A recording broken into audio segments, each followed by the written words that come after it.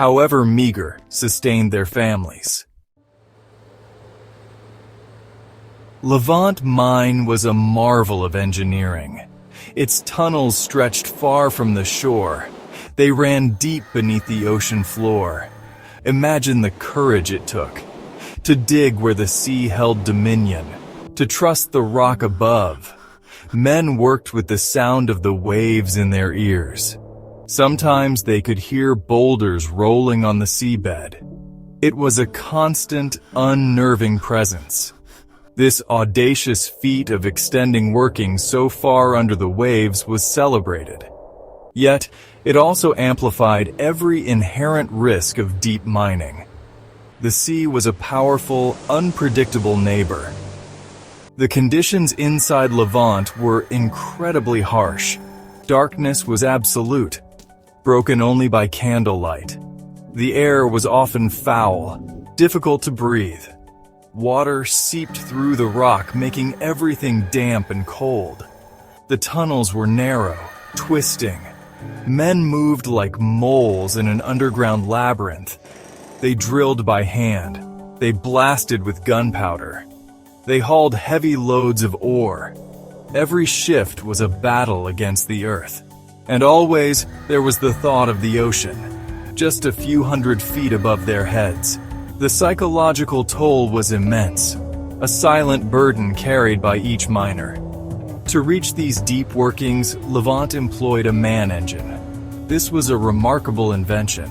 It was a long wooden rod, or series of rods. It moved up and down in a shaft. Small platforms were fixed to the rod. Miners would step from one platform to another, or from a platform to a stationary landing in the shaft.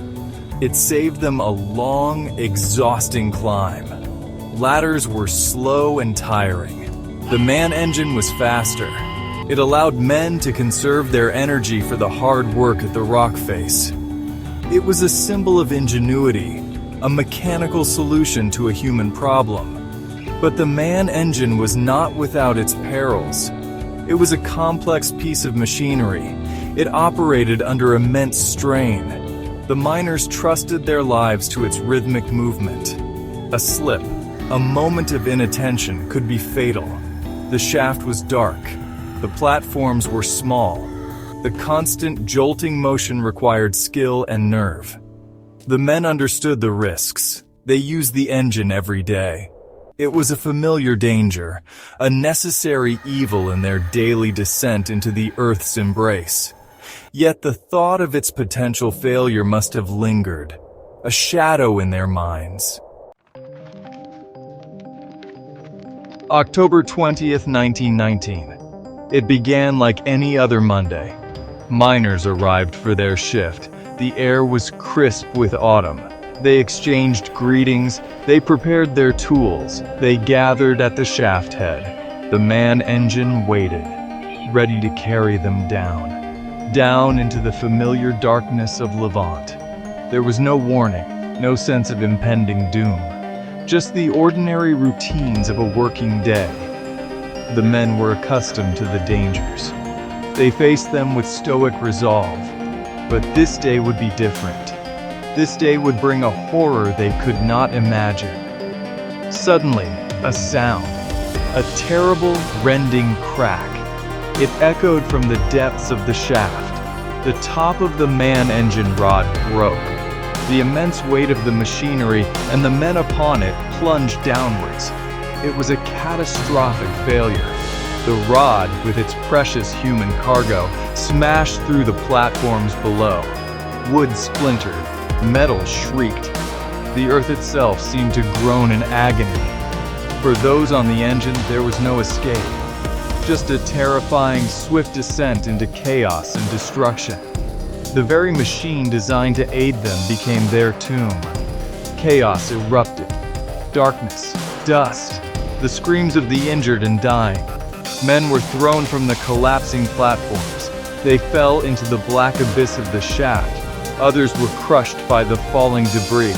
The noise was deafening. The fear was absolute. In an instant, a routine descent became a scene of unimaginable terror. Those who survived the initial collapse were trapped, injured, alone in the suffocating darkness. They waited, hoping for rescue, praying for a miracle. The air filled with the cries of pain and the unsettling silence of the fallen. Above ground, the terrible news spread like wildfire. Wives, mothers, children rushed to the mine, their faces etched with dread. A desperate rescue operation began, but the shaft was blocked. The damage was immense. Hope dwindled with each passing hour. The community gathered. They waited. They wept. The silence from the deep was a heavy shroud. The scale of the disaster slowly became clear. Levant Mine, the proud mine under the sea, had claimed its own. The vibrant heart of the community was stilled by an overwhelming grief, a shared wound that would take generations to heal. The human cost of the Levant disaster was devastating. 31 men and boys lost their lives. Families were shattered. Homes were filled with an unbearable sorrow.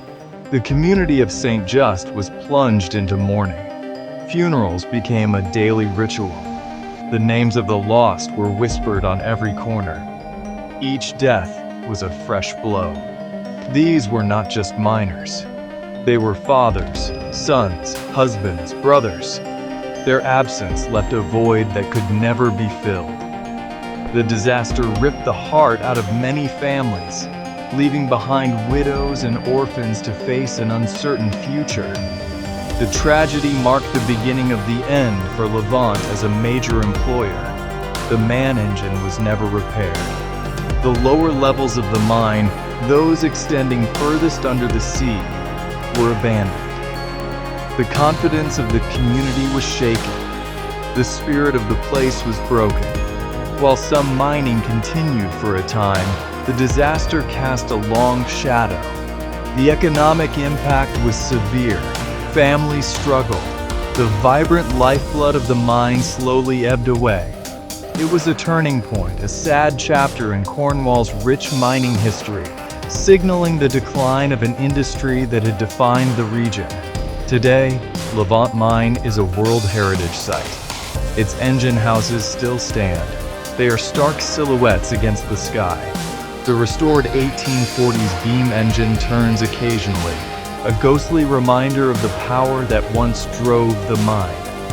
Visitors can walk the cliff paths. They can look out over the restless sea. They can try to imagine the lives of the men who worked here.